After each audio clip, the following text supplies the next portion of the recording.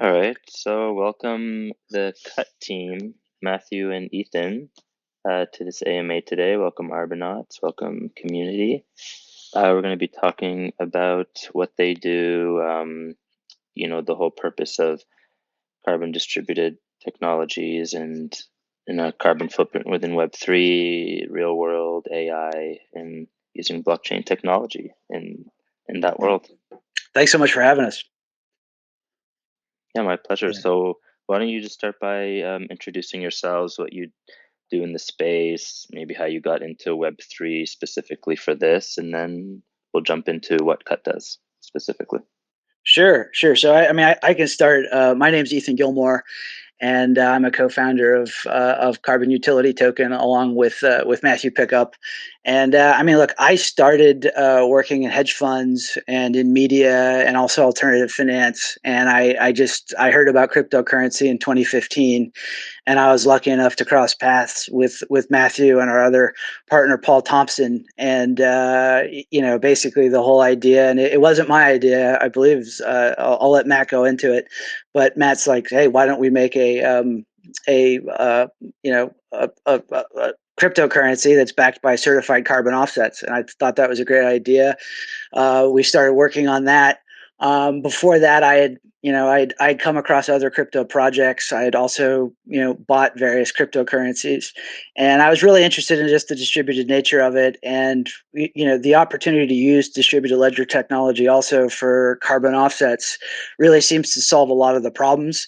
So I thought it was a great use case, something we could get behind, and really, really, really happy to be here.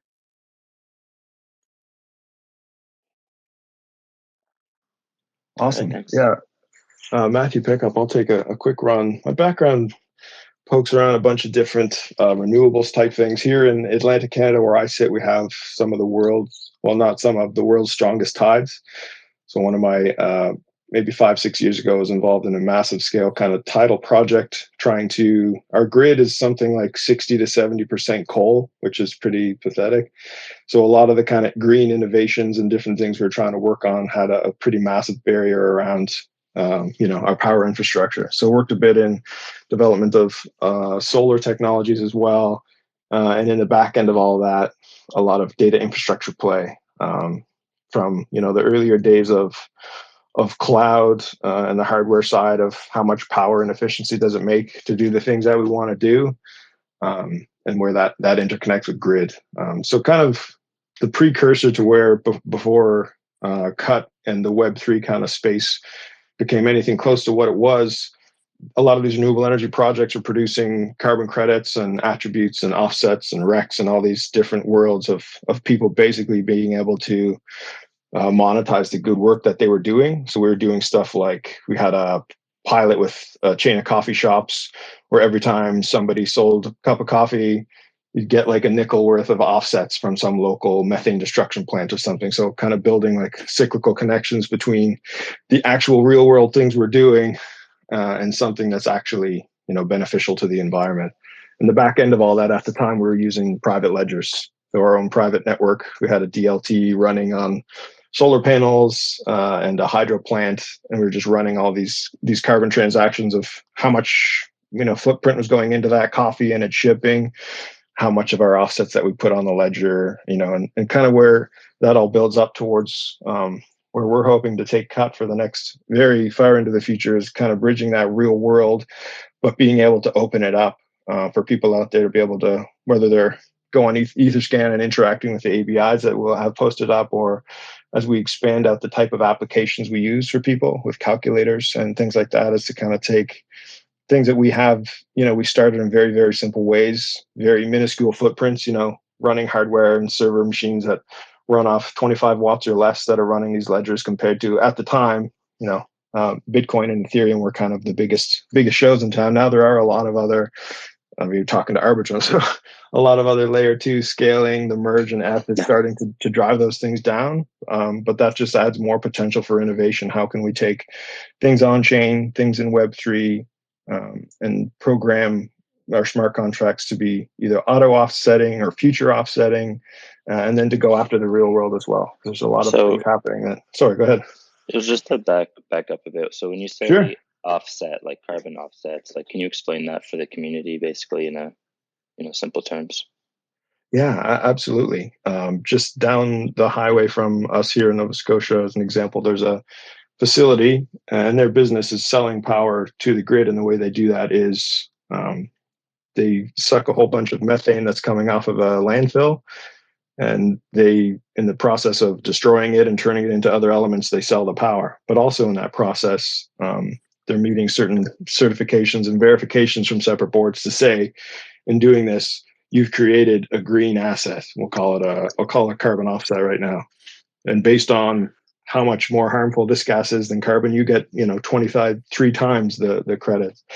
A lot of people in the carbon offset, carbon credit world, it's logos of forests and trees. Some people would plant trees and say, in the next 100 years, you're going to have accumulated this many offsets. That's kind of the forestry type of approach to offsetting. With cut, we focus more on tangible things that have been kind of accrued to date. So something like you're capturing a dangerous gas that would otherwise go in and harm the climate, and by capturing it and turning it into less harmful elements, here's the carbon credit, the carbon offset have that sits on your balance sheet like an asset or something like that. If you don't happen to need that to become net zero or to become carbon neutral, but the cement company down the street is dying for ways to kind of meet more environmental metrics that aren't possible in what they do, then you can have a transaction between the two where you say, okay, great, you've got a surplus, I'm in need, we agree on a price for a volume, and that's how the transaction works. And kind of where the difference in terminology, simply people saying carbon credits, usually that's a regulated environment. Someone saying, the government says you have to have this much carbon credits to offset your shipping, and offsets is more like the voluntary world where people are not necessarily mandated to do it. And there's not necessarily a set exact rules of what you have to meet. But that's kind of where those terms often is very, very similar meaning, but that's kind of the line down the middle. Credits are regulated. Someone's making you do it if you want to get a certain contract or be allowed to operate. Offsetting can be more, whether it's not just aesthetic or marketing, but you're not being forced. Right, kind of like when you do your taxes, you get tax credits for certain things, or like the government will incentivize you to maybe buy something that's a little better on energy, and you get a credit for that at the end of the year or something. Yeah, totally. And I think it underpins the idea that a lot of people, ideally, maybe very passionate to say we want this to be a net zero operation. We want to have a no carbon footprint in what we do, but we ship these parts from China. But this process, it's unavoidably, there are certain pieces that, carbon credits and carbon offsets, they're not going to be the one golden pathway to, the future and health of a planet that we want, but they absolutely are a tool that can help in a whole bunch of different ways, along with transition to renewables and other things like that. Right. So the idea that we don't have like the answer, but we just have different tools to help in the meantime. Tangible places to start is definitely something that yeah. I think sometimes we're grasping for that. And big visions are amazing. We have lots of big visions, but we also start with, you can actually show how this cup of coffee was tangibly offset in a real way, and start from there, grow from there. All right, great. Well, it's a good overview. So then I guess we can go right into, CUT itself and an overview of that protocol and ecosystem. Yeah, I mean, really, our mission for CUT is to utilize blockchain technology to offset the carbon footprint of the real world, Web3, and also AI. So, the use case for getting offsets on chain that solves a lot of problems, because we deal in the voluntary carbon market, and when you utilize blockchain technology to track the provenance of where offsets were generated to combat fraud, and also when those offsets are retired to offset, say, the production of a tire, or to offset, say, an NFT, or also you want to, we're seeing a lot about Chat GPT and others. There's a massive carbon footprint there, which is being better understood. All the, especially with all the new, technology that's being created in visuals with DALL-E 2 also, those all have a carbon footprint. So getting our offsets on chain from landfill gas capture destruction, tracking the provenance, and it also deals with the fact there is no universal price for voluntary carbon offsets. So blockchain technology is a really elegant solution for a lot of these problems of provenance and retirement. But also, our thesis is getting offsets on chain makes offsets more valuable, because not only can you have real world applications, you have applications in Web3. We have the ability to speak to layer 2 scaling bridges such as yourselves that help people save money on Ethereum, as well as potentially, we might be able to lower the carbon footprint of that as well as AI. So that's our mission. And I don't know if you talk about the overview, but that's really what we're after. So I didn't know if you wanted to start there, but I wanted to add that. No, happy to start wherever you guys want to. Matthew, you want to elaborate on that a bit? Yeah, definitely. And I think it wouldn't be if you're into the crypto space or wherever you're watching tokens in the last few years, seeing the word carbon attached to one wouldn't necessarily be blowing the doors down. Like I've heard of, this person does sequestration on farming, or this person is partnering with this registry to, it's not novel to say people have figured out a blockchain, a backbone ledger, getting rid of trust, double counting. It's an amazing use case. After, Bitcoin and currencies and other things, it's one of the most kind of like perfect use cases for a trusted, immutable ledger to have. And where we kind of where we're finding our strokes are different from a lot of the things that we're seeing. Probably the first we touched on loosely was, we're not saying we just planted 10 million trees, now go run your fossil diesel ships forever, because that forest could burn down. Those trees may never grow. And it's not an anti-forestry thing. Grow all the trees and help, the lungs of the earth. Breathing is an amazing thing to be doing. But it's not something that can be as transactional as, it's already been set in time. So we focus firstly in our registry that, these credits or these offsets are already occurred. It's already things that's happened. Things like biomass facilities that are gathering up waste wood that would normally sit and decompose and using that as fuel. That's another thing that we have in our registry. So the type, that's one. And secondly, that we're not just trying to build integrations to registries to say, okay, using this, let's go plug into Vera, which is a very well-known and respected one, or let's go plug into this other token.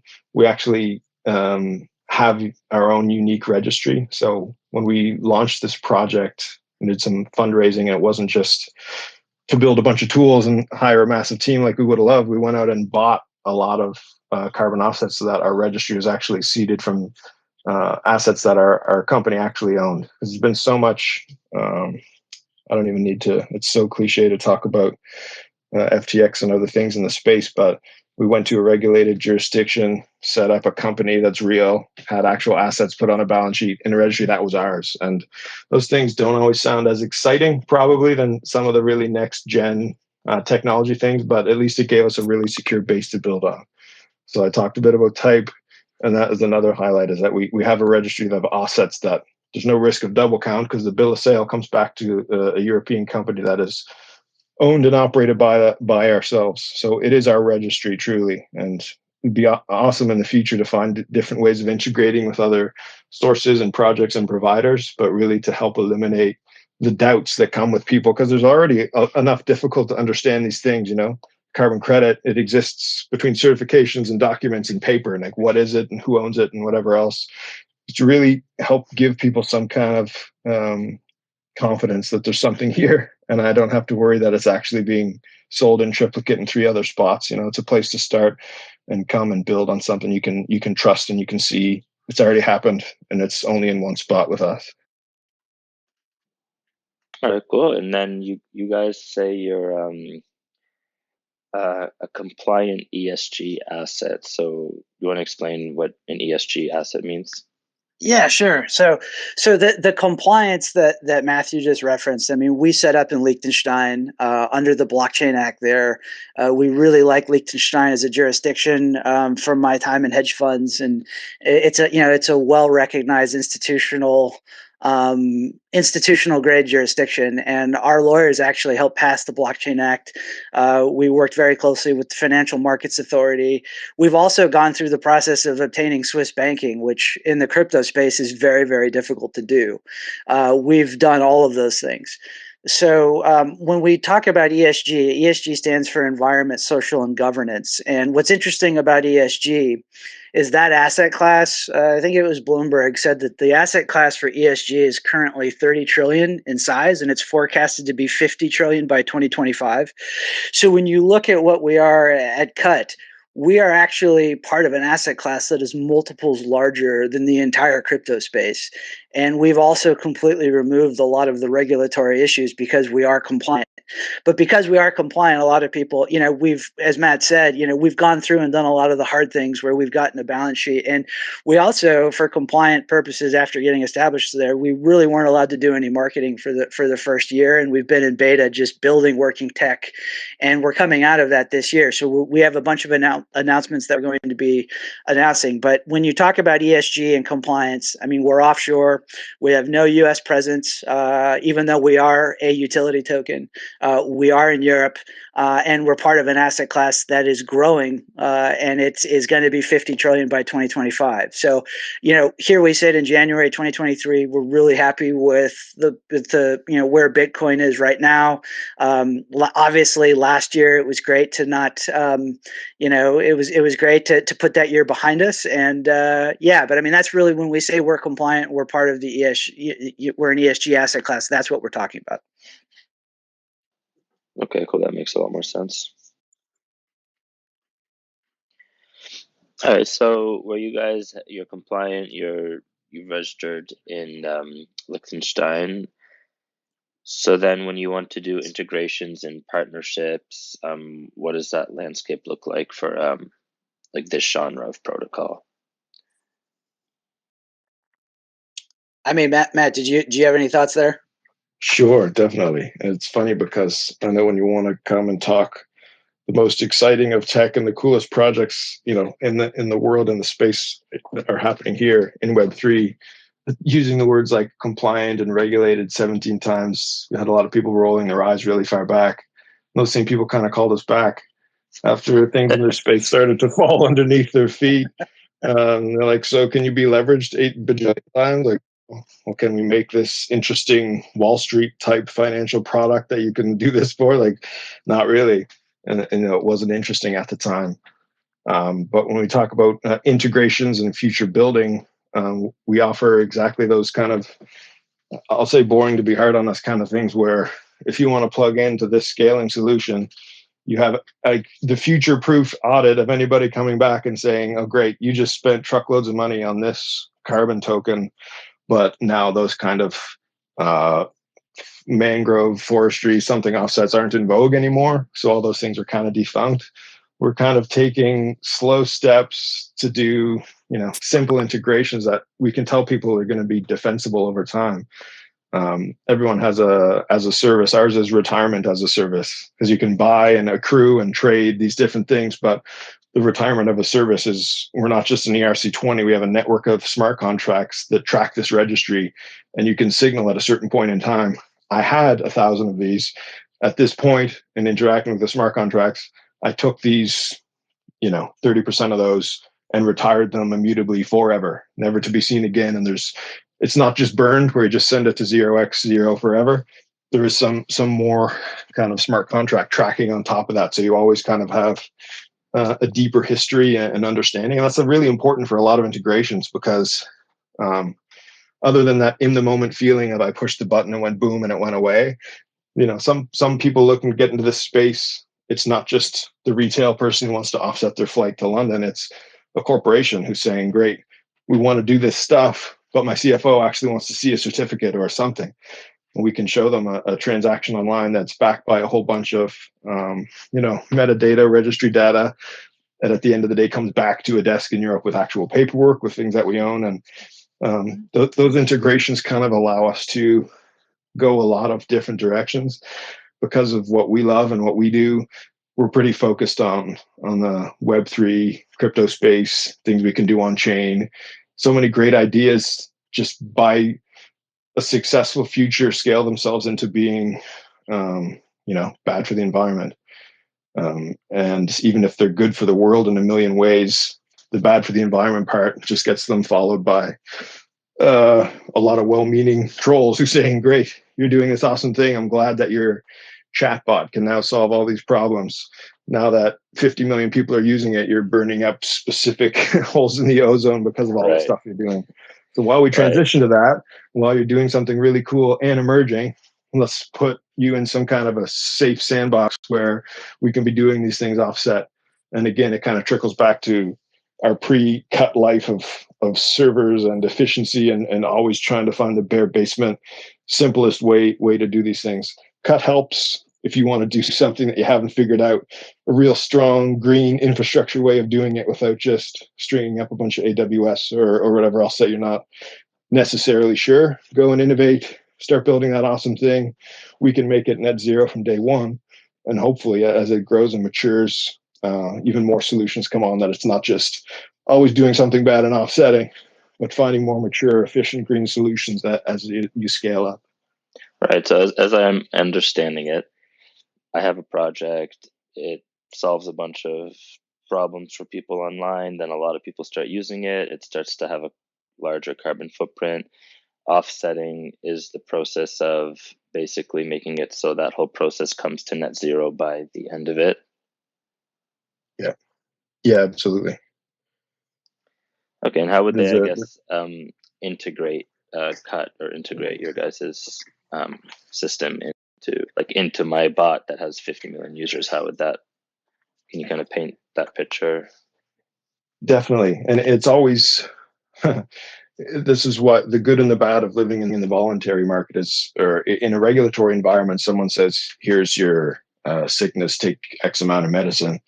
In the voluntary world, the calculations become the most important part of, what was my footprint? What were my emissions? How do I get an idea of these things that may or may not be as simple as an invoice or a bill coming to me, or I'm spinning up an instance of something somewhere, but what's the best guesses on that? The process of actually offsetting something, if you have that number, is incredibly simple because, our smart contracts are all built on Ethereum tools, the integrations that the community has built for so many, crazy amounts of use cases, blockchain integrated apps, real time offsetting, those kind of things are very seamless to integrate with us as a retirement solution, which was kind of part of the thinking going back into it. It's one of those active communities and building amazing things in the open source world. It's the calculation piece that probably is a bit stickier at the exact moment. Is what was the exact footprint? We can work with you. There are a lot of tools, an online flight calculator, estimates of what somebody might tell you your data actually has as a footprint. I'm not making it sound simple because it's not necessarily. If you say, how do I integrate and know an offset? That's probably the stickiest part, to say, well, what is it exactly that I'm doing, and what is kind of a trusted, number. Well, I guess more a practical example, because you guys are focused on it, is the AI machine learning. So like the DALL-E 2 one, a bunch of people start using it, and then it creates like a huge congestion online and using, computer power, processing power, and then that's obviously going to create a huge carbon footprint. So like I guess if you can simplify that. Yeah. I mean, sure. I mean, look, there's an element where, we have to have some API integration, and we'd also have to there's an element of customization, because if we're going to offset something, we have to actually go through and calculate the carbon footprint of whatever, whether it's a legacy service where someone's, making tires, or their corporation is traveling on jets. Those are different types of calculation. For something like DALL-E 2 or Chat GPT, we'd have to go through and work with them a little bit to see, basically what their data center breakdown is, what are the power sources of those data centers, where are they storing that data, and then also, the machine learning engines that they're using, what does that look like? Because and this is as it's very cutting edge, and we're hearing more and more about this technology every day. But it won't be that difficult to actually go through and calculate this. But we do have to work with a company to get a good understanding, because what we also don't want to do is just wing it and undercut and say this is now a carbon neutral product. We've done that, and we don't have a good understanding of it, right? It's kind of like if shoes are a simple concept, but you still have to know your size, right? And that's what we're going to have to go through and do measurements. So if we were to work with you guys, with Arbitrum, we'd go through and look at what the carbon footprint is of your layer 2 scaling, and we'd figure out a way to offset that, either fully or partially, right? The other thing too, like there's even, carbon is created by making coffee, and you can break that down and say, okay, this is the carbon footprint of a large coffee. We'd have to go through that. And we can go to much larger of, even sports teams. They're like, okay, you're flying around for the season is generating X. That's a pretty simple process because those calculators exist. But we do have to go through and integrate and get a good understanding of what the carbon footprint is of a given product or service, and then we'd go and offset that. And then you'd also have a receipt of that on the blockchain when you retire it. So you can also show everyone that you are going, if you're going after ESG type funds, if you want a green certificate, obviously blockchain technology gives you that receipt, and it's a proof of provenance and also retirement.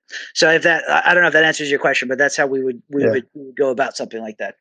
We've had a little success too with, and again, it does depend on the exact type of scenario, like using webhooks and different things to say, if you can find the trigger, what is it that I want to count? How many times you've done this? Or the webhook is into a POS system that says this menu item has X. Had some success in just building relatively automated databases, and you just kind of sit back and say, great, it's plugged in now to the webhook picks up every time you send out this large latte, and that has this. So this gets sent into that wallet and retired. Great. Other things is more like where we've tried to collaborate as best we can is different communities out there who are opening up a bit of a menu of not just footprints, but given this activity. One that we used early on, Carbon FYI, they were doing put in your Ethereum address here, put in your NFT address here, and they have some kind of methodology that says, great, based on the history, this is the footprint. And that's the number again that we say, okay, great, we've got an actual number, let's grab it. This is now offset A against B forever on the blockchain. So I think it's a part that needs to emerge more. You can grab some secondary research on a whole bunch of different footprints, but for a lot of people, whether it's individuals or groups or projects, they want their own number, and making that number educated and defensible is kind of another big part of this journey to make it real. Not just doing best guesses and you can gross it up 20% and say, well, we definitely got it then, but we do want to get, as time goes on and more exact footprints we have, the more valuable that being able to offset those becomes, because it's not just, a lot of people are often talking about like, what's the pricing of this, or how do I justify pricing of that? It's really, what's the value of saying that my protocol that I've calculated and have now forever been made carbon neutral, what was the real value of that? And in some cases, it becomes pretty immense, what the value of programmatically wrapping something in as a carbon zero solution starts to get really, really interesting. Oh man, this stuff it's like I understand it at the surface, and then I try to think about it on a deeper level, and I'm like, I wish I like learned more about this stuff just in school alone. It's a rabbit hole for sure. It is. It's its own rabbit hole. And then you tie in Web3, and it gets even more complex with smart contracts, but also kind of makes sense, just theoretically. Yeah, when we started this process, DeFi wasn't what it was. Decentralized exchanges they didn't have very much volume. And, everybody had spoken about AI and machine learning, but it continues to grow, and more opportunities as we've gone through the process of establishing our AG and everything like that, our company in Europe, and, getting Swiss banking and, getting offsets on chain and being compliant. It just makes us more valuable, because the use case for this and the opportunities to offset not just the legacy real world that we live in, but also Web3. And we have no applications either in quantum computing yet. There's all different types of data that's going to generate, and it needs to be rendered by classical computing. I mean, all of that is going to need to be offset. So we really are very bullish and excited about the value proposition of getting offsets on chain and utilizing DLT technology to prove provenance in retirement, and also fix the pricing problem that doesn't really exist in the voluntary market. It's a lot of layers, but it's the use case continues to grow for us. Yeah, And then and what it's other? also go ahead, Sam. Matthew. I was just gonna kind of tag onto that, saying it was quote unquote, difficult or interesting enough, 3-4 years ago when we were doing these kind of things, but it was really about convincing people that there was, a need. And not to say jump the curve, because everybody's known about carbon credits for 20 years. But now that we're having people approaching us, and it's not just a marketing push or tweet of being sustainable, it's that we're trying to get into the EU, and they start asking us questions about our commitments to our ESG goals, or how we're tracking or offsetting our carbon. Once it starts to becoming a bit more mainstream, like this is blocking us from being able to take on investment, or this is blocking us from being able to enter markets that are really getting a lot further into this space, it becomes much less about just a cool certificate you can make online, which, for me personally, and a lot of other people already is an interesting checkbox. I can track and offset and have this keepsake of how I've done this forever online. Great. But now we're starting to see much larger ticket folks looking at the space saying like, well, I need to be able to prove that and I need to do that. So we're trying to offer that door that people can come in as well. It's not just about purely aesthetic, fun, good feelings and marketing only. It's really becoming a barrier for folks, and how can I do it in a trusted way? And we're trying to walk that line, as well as the retail side of just, I have my apartment or my flights and whatever else. How can I know and get it offset?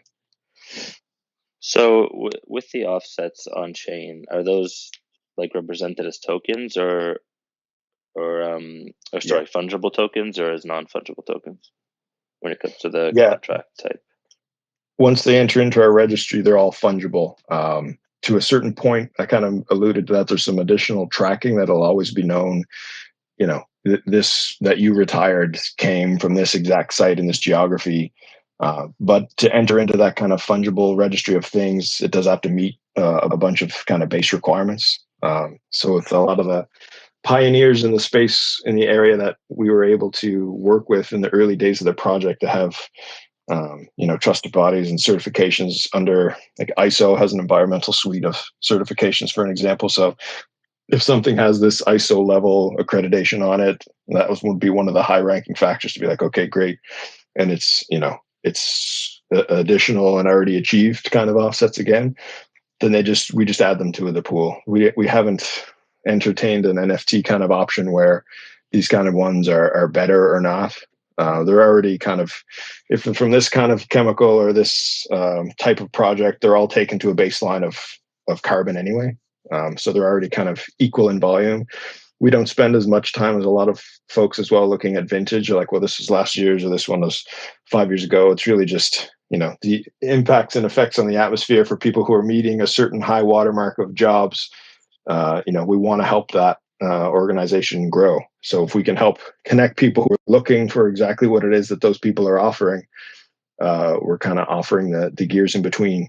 We helped them sell 50,000 tons last year through using our registry. It's going to help them amp up their equipment to go capture more methane. That's going to help them staff up and expand processes. And really, that's when we'll continue to feel like we've done something of some use, and that we can connect that impact. And, they're going to go expand that impact, literally have tangible climate impacts to the positive. That's what we built Cut to do.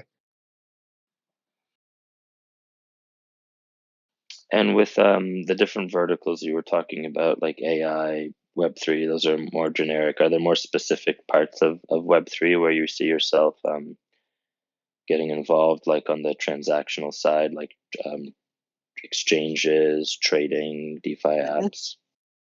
Yeah, I mean, obviously, the opportunity to utilize cut to offset. I mean, we would love to work with someone like a DYDX, to basically help make and other crypto exchanges as well, both in the DeFi space and centralized, to enable basically their exchanges to be carbon neutral. We'd also be really interested in working with content producers. We have an explosion of content being created, both with AI and also just through just good old fashioned regular people creating things as well. And I do think we've been hearing a lot about there may be a need for NFTs to come out to identify AI created content versus human created content. There could be an opportunity for us to utilize cut to make those NFTs carbon neutral. We would also love to work in the payments vertical, the layer two, obviously the layer two bridging, like what you guys are doing. We'd love to do that.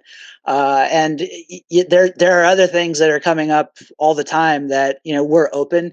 The number one thing though for us was to really deal with the regulatory issues, make sure we're compliant, we're a utility, and then be able to go from there, because we really created cut to an institutional standard.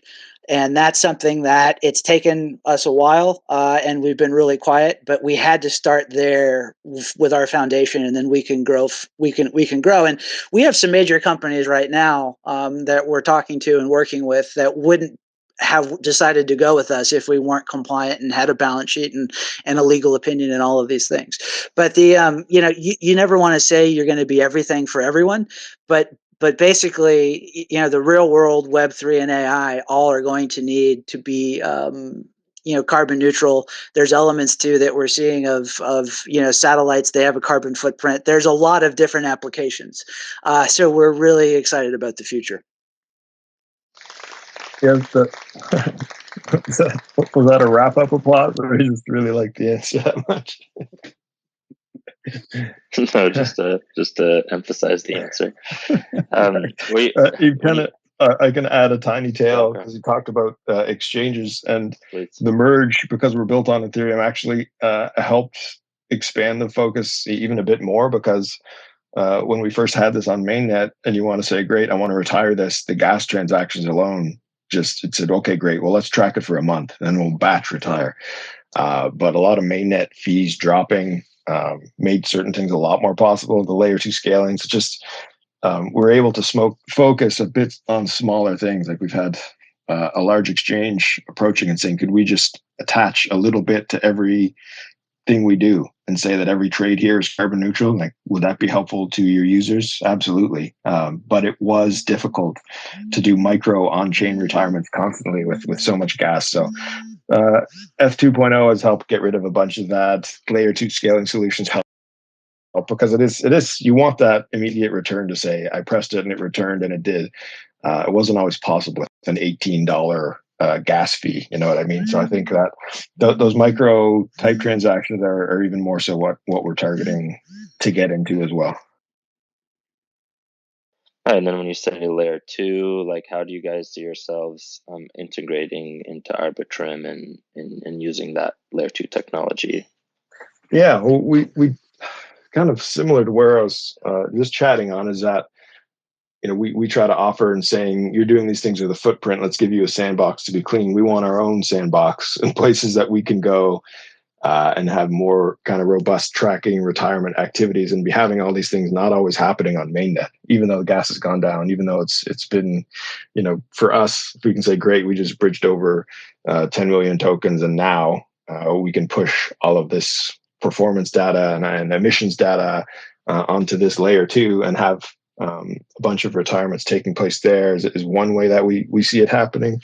Another kind of the flip side of it is, even though layer 2 has, compared to a lot of them networks out there, significantly, ridiculously smaller footprint, there still is some. In some ways, that's a more appealing one to say, great, we don't just need to try to make some kind of commitment towards some small amount of emissions. We can go completely carbon neutral with our entire network, or this entire bridge can be totally carbon neutral. So we want to be a feedstock for those who are looking for the solution, but also using these for us to get more opportunities, more transaction, more acute tracking of exact things that we're offsetting without creating more footprint, because we use the same things as we're out trying to find the footprints of the smart contracts we're running on mainnet to offset all of our own contracts that are offsetting other people's. It becomes more circular the more types of things like this we have to do. So layer 2 helps us simplify and do a bunch without incurring, additional footprints and trying to help. Yeah, well, I think something people don't always realize is with a lot of layer 2s being built on top of Ethereum, so that we can scale Ethereum, solve the scalability side, B, continue using the security and decentralized side of Ethereum at the same time. When gas fees go up on layer 1, they subsequently go up on layer 2 as well, Right. with rollups. And so a lot of people have to also remember that once we're in a bull market and there's daily high volume in transactions, that the gas fees we're seeing on layer 1 post merge are still going to go up quite a bit, and the need for layer 2s and beyond are going to continue to grow. Yeah, absolutely. I give you applause for that one. That was good. I applaud you back. Yeah, let's make it official.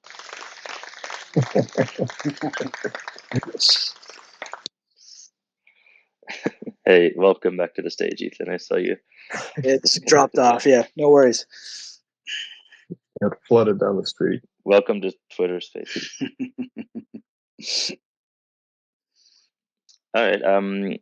I guess when you guys were talking about like other parts, other sectors needing to be doing this kind of thing, is there a lot of other companies doing this kind of stuff with carbon offsets? And the first thing my mind thinks of is there can never be too many. You want to dive into that a little bit? I mean, look, this is when you think about climate change, and I completely agree with that. I mean, we are not competitor obsessed at all when you talk about climate change. When you look at, if Russia, China, India, the United States, Canada, and Europe tried to tackle climate change, it still wouldn't be enough. You need the entire world to do it. You need a lot of different avenues to do it. And there isn't one company or even 10 companies in the world that could satisfy the need and address climate change effectively. So we're one of many. The opportunities to collaborate, we're open to it. I mean, again, people always say, oh, what do you think about this company? If any company is out there trying to actually address climate change in an effective way, we're very happy to see them. And we hope more companies get in this space in the future, not less. Competition is good. The opportunity to collaborate is also very good. And that's, this is a major issue. I mean, I'm sitting in California right now, and we've had more rain and we've got flooding, and this is pretty abnormal. And, climate change is certainly something that we're all aware of, and we all need to deal with it. And if CUT can help, major companies, major projects, and also individuals get started doing that, that's what our mission is. So if it can help them start to address climate change, it's a big topic, and it's hard to know where to begin. And we are just one of a variety of different ways to do that. Yeah, and there's a lot too. There's so many different geographies and requirements, and there's going to be a lot of white gloving, a lot of people making a bunch of consultant money off of being the expert, showing someone how to, do carbon credits properly. As an at least, we want to be able to offer a stock of, here's a registry of trusted on-chain for those that, happen to agree that day that with the thesis that on-chain offsets have more value for the tracking and better info about where they came from and where they've touched hands.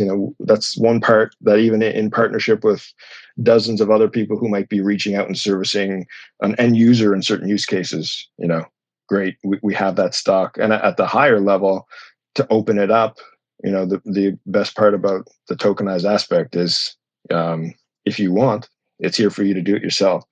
If you're able to, use MetaMask or interact with APIs and do other things to help push around. You don't need that broker. You don't need that third party. You don't need that lawyer to draw up the legal framework of what is a token and who owns them. Like we've already done all of those pieces. to set it up for those who say, okay, great. Well, if you're telling me this token already has X, Y, Z, I can handle the actual retirement part myself or the custody part myself. And if you can't, maybe it's feedstock for other people to build services on top of, and saying we've got some trustworthy carbon for X, Y, Z reasons, and here's my offering. Here's the type of niche I'd like to offer to you, and here's how I know what they need, wallet support or some fancy API into other payment systems and things like that. That's kind of where a rambling view on how we view competition. It's great, and even though we may name things that we aren't, it's not meant to be like we don't like these types of things. We're just trying to make sure we have an identity of what kind of projects we support and why, so that people looking for that kind of impact can trust that they're finding it.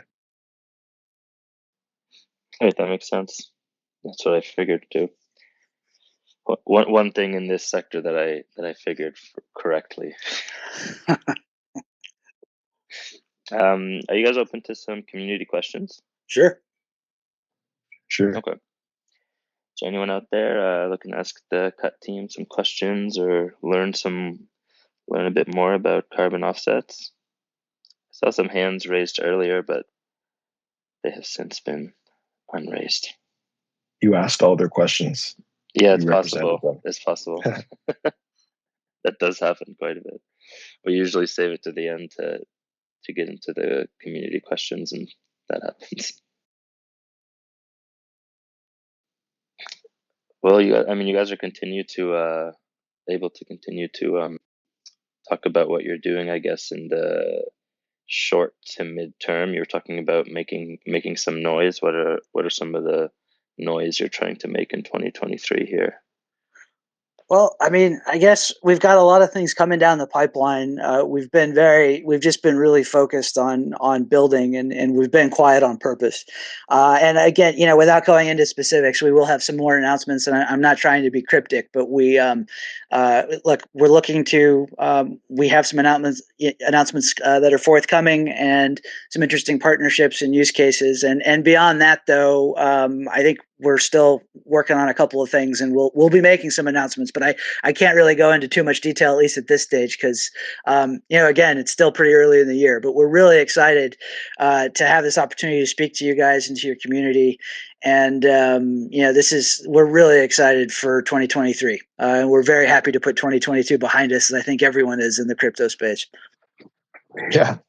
Lucky for us, we spent 2022 doing a lot of direct working with folks who want to use our offering, want to use our offsets, building kind of tracking tools and back-end dashboards for them as one-off in the specific use case. But in doing that to the degree that we have, we're kind of opened up a lot more. Okay, great. Now we can offer this to anybody in this space, or any organization that's doing this type of work. We've now got great templates in place to say, great, when we meet the first, we say, I don't know about your industry, but we've gotten pretty far down the line in terms of, here's where you could enter your flight details. Here's the info that you're going to want to know about your building. You're a sports team, great. We spent a bunch of time in 2022 with the sports team kind of digging into different footprints, and now they're able to go and promote carbon neutrality. So I think that's kind of all those things, and working through a really crap year for crypto have us excited and positioned to try to roll it out a lot broader in 2023. Looks like the market's supporting us. Inflation's going to go die somewhere, and we'll be kind of in a position to go help take a bunch of people to the next level with their sustainability plans. Now that it's hopefully not as much about keeping the lights on, although it always is. These kind of new innovative ways to rebuild and grow into segments is what we're hoping to support this year with our product. Yeah, and I imagine an insane amount of research and data has to be taken under to get through all of these processes in your roadmap. Yep, definitely. That's right. You can't just have an idea and do it. You also have to back it with a lot of, Well, on top of that too, we have to go and speak to regulators, and that's always a lot of fun. Right. Yeah, they sit there, and they've been great to work with, though. It's just, that regulated approach is something we're very happy about, but it does take longer to do, and you really want to make sure you dot your I's and cross your T's, and you go through that process. I mean, we also have we're a private company, but we have, audited financials, and we've gone through all of those things to be good stewards of a company, to create an institutional, basically an institutional product. But it does take longer. It's not like we just can go launch offshore and do whatever we want without having to talk to a few people about it first.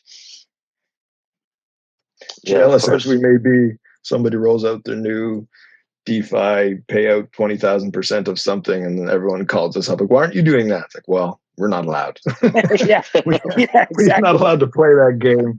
And as much as we're on the outside looking in, when a lot of those games sink, we're like, well, good thing we weren't allowed to play that game. So gift and a curse, I guess. We kind of have our bones that we have to stay in, and that keeps us safe sometimes, I guess. It's the upside. Yeah, there's a little bit of a lot of do no harm. And a lot of this stuff is an experiment right now in Web3. So you just, you have to play it safe depending on what sector you're in. Yep. All right, so where can everyone here listening kind of find out more information if they want to learn more and they didn't quite fully understand what we discussed here, but were interested? Where can they find that stuff? You. If you've been paying attention, they should just come ask you. Don't do that. Yeah. Yeah. Our site is at cut.eco, and Ethan alluded to our head down build of the last year. We do a pretty unofficial job of maintaining the socials last year, but that's where we're going to be now turning up as we're ramping in. You can find all of our basics at cut.eco, and a lot more rolling out in end of January, and all the social places people are used to being and people like to go. Yeah, let's get those socials ramped up, guys. Exactly. Will do. It's on the resolution. We actually have a question here from DeFiBanked.eth. Okay. Cool. You all set, DeFi? Got your Blueberry NFT on? Hi. Do you guys hear me? Yes. Perfect. All right, great. Always excited to hear about a new carbon project. This question is really more for the Arbitrum folks, though. If you guys could go over the logic, your train of thought that you guys use when choosing this project, the carbon utility token. Like, why this over something like Klima DAO? Were there some pros and cons? Something that you guys can probably discuss? Not much that I would say I'm involved in to get into, but I do know Klima is on. They launched last year on Polygon, and it's a bit before my time. But as Ethan was saying, like, I don't think there can be too many, so I don't think this is the first or the last project that you'll see getting involved in the layer 2 side, whether it's Arbitrum or any other chain. Okay, so I guess the train of thought was just that it's on the same layer 2 as Arbitrum, and so it's a convenience factor. Yeah, I mean, anything that's built on layer 1 can very easily be migrated into Arbitrum. As you know, the EVM compatibility is pretty high, so it doesn't take much. Well, Klima is on a layer 2 as well. It's on the Polygon. Well, it's a side chain, but yeah. Okay. Yep, that was pretty much it. Cool. Thanks. Thank you.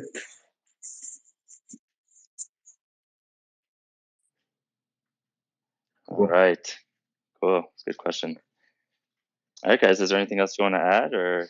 No, I think no. A few minutes back. No, but thanks so much for having us, Matt. Did you have anything you wanted to add? No, we did a good job biting our tongue. That's actually in a roundabout way our most common questions. Well, if you're this, why aren't you Klima DAO? Like, well, in other days, people wish that was the case. Some days, glad we're not. It's just a different offering. I don't think anybody today was specifically choosing anything. We're just talking about a project that's different than that one, and wish them all the luck in the world in expanding climate impact and what they do. Yeah, it's like you said, it's just one of those sectors where the more people doing it with good intentions, hopefully it can just keep growing that space and creating a stronger network, so to speak. pun intended. Exactly. Yeah, they already got Mark Cuban buying Klima last year. They don't need any more help on here. Come on, just check. No comment from me. Okay, yeah, we should just stop. Good. All right, That's thanks awesome. a lot. Well, thanks a guys. lot for having us. I really appreciate you having us on. Thanks so much. All right, thanks, Arbonauts, and enjoy your week, everyone. Thanks, everybody.